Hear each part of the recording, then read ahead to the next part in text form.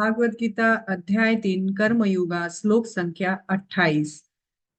तत्त्ववित्तो महाबाहो गुणकर्मा विभागयो गुणागुणेषु वर्तन्त इति मत्वा न सज्जते। हे महाबाहो, भक्ति भावमय कर्म और सकाम कर्म के भेद को भली भांति जानते हुए जो परम सत्य को जानने वाला है, वह कभी भी अपने आप को इंद्रियों में और इंद्र तृप्ति में नहीं लगाता है। यह श्लोका जो है कल वाले श्लोका से कनेक्टेड है। कल वाले श्लोक में भगवान बता रहे थे कि प्रकृति क्रियमाणानि, प्रकृति के 3 गुणों के अंतर्गत आकर के जीव काम करता है, लेकिन वो अहंकारवश, क्योंकि वो मूर्ख होता है, विमूढ़ आत्मा होता है, वो अहंकारवश सोचता है मैं करने वाला हूं, मैं नहीं करूंगा तो ये होगा नहीं, मेरी वजह से ये हुआ है।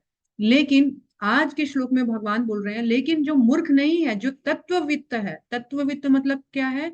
जो भगवान को, परम सत्य को जानते हैं, जो आत्मा के भेद को जानते हैं कि आत्मा तीनों गुणों और उनके कर्मों से परे है, वो तत्ववित्त जो है वो बोलते हैं, उनके बारे में भगवान बोल रहे हैं कि हे महाबाहो, वो अपने ज्ञान के कारण वो जानते हैं कि ये जो इंद्रियां हैं, 3 गुण है, और ये जो इंद्रियां हैं, ये अपने अपने कार्य को कर रही है। मैं ना ही तो करता हूं, ना ही तो मैं इंद्रियों के का भोगता हूं।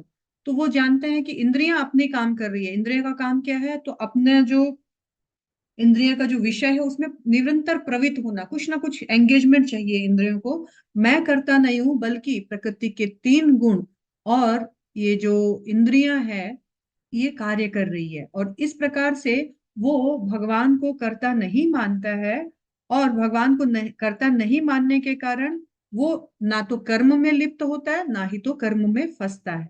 हरे कृष्णा। श्रील प्रभुपाद गुरु गौरांग की जय।